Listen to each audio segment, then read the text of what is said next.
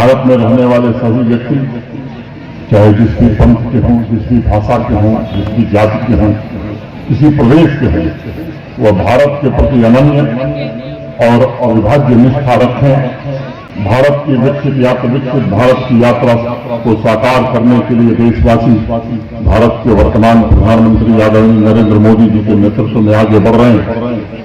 तब समाज के हर एक वर्ग को अटल जी की इस वाणी को सदैव याद रखना होगा। भारत के प्रति संपूर्ण समाज अनन्य और अविभाज्य निष्ठा रखे और उसको स्वावलंबी बनाने के लिए निरंतर काम करें।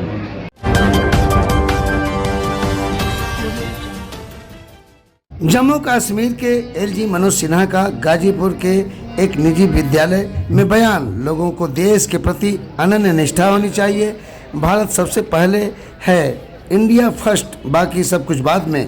स्वर्गीय अटल जी कहते थे, सबसे पहले राष्ट्र, बाद में राज। देश की जनता को एक महान लक्ष्य और निश्चित दिशा में नाम देना है। ये भारतीयकरण है। हमें इतिहास में जीना नहीं है, हमें इतिहास से प्रेरणा लेनी है। समाज के सभी वर्ग देश के प्रति अनन्य और अविभाज्य निष्ठा रखें। समाज के सभी वर्ग को स्वर्गीय अटल जी की इस वाणी पर याद रखना होगा। 1700 ईस्वी तक भारत इतना श्रेष्ठ था कि दुनिया का कोई देश उसके बराबर नहीं था। आर्थिक, शैक्षिक, सांस्कृतिक और आध्यात्मिक चारों क्षेत्र में दुनिया के किसी देश की ताकत भारत के सामने खड़ा होने की नहीं थी।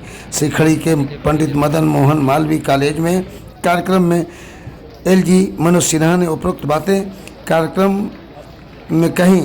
कार्यक्रम के बतौर मुख्य अतिथि एलजी मनोज सिन्हा थे। पंडित मदन मोहन मालवीय स्वर्गीय अटल बिहारी वाजपेयी की जयंती पर हुए कार्यक्रम के मनोज सिन्हा जी का भव्य स्वागत किया गया।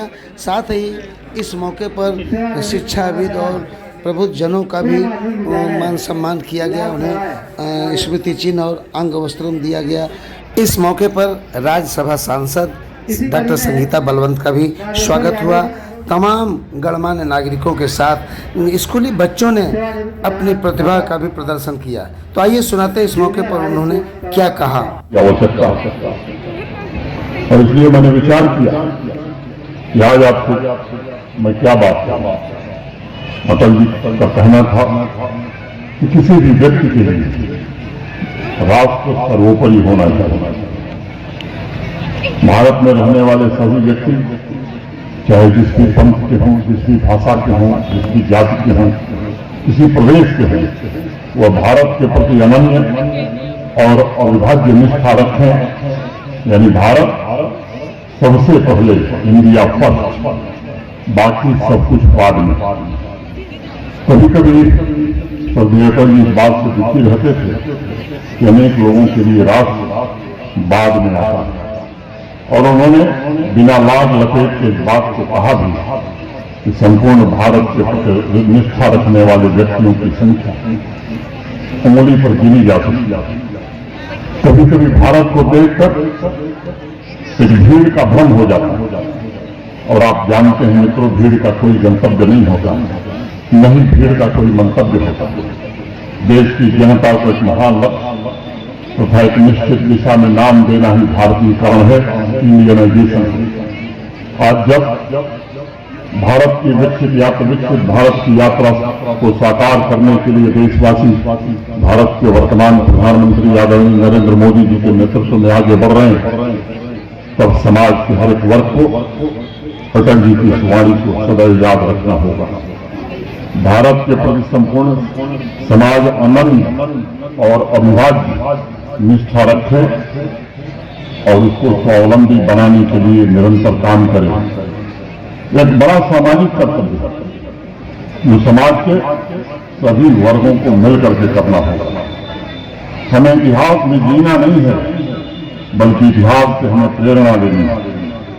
भारत एक समय था जब विश्व का सबसे शक्तिशाली, सबसे संपन्न राष्ट्र हुआ करता। आज इस बात की पुष्टि हो चुकी है कि भारत के पास जितनी धन दौलत थी, उतनी आज दुनिया के जो विकसित देश माने जाते हैं, इंग्लैंड हो, अमेरिका हो, जापान हो, जर्मनी हो, कनाडा हो, या पश्चिमी देशों को मिलाकर भी अगर हम देखते हैं तो भारत इतनी समृद्धि और ताकत उनके पास नहीं थी।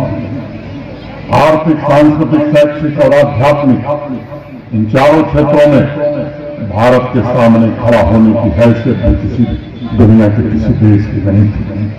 आजकल विदेश में बड़े बड़े लेखक, इतिहासकार और अर्थशास्त्री पुराने दस्तावेजों का अध्ययन कर रहे हैं और निष्कर्ष क्या है, भारत इतना श्रेष्ठ था कि 1700 ईस्वी तक औद्योगिक रूप से इतना विकसित था भारत कि दुनिया का कोई देश उसके बराबर खड़ा नहीं होता।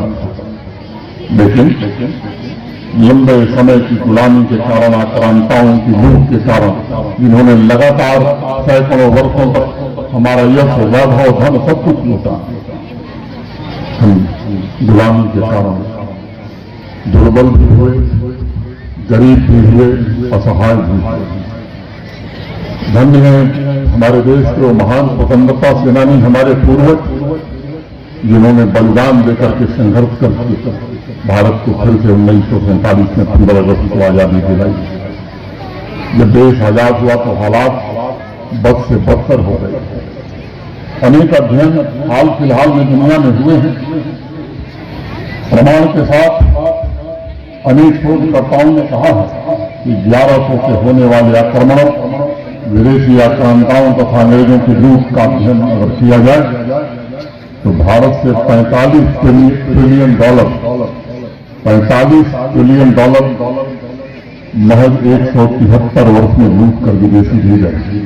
टीएम न्यूज़ टुडे 24 बने रहे ऐसी ताज़ा तरीन खबरों के लिए। नमस्कार।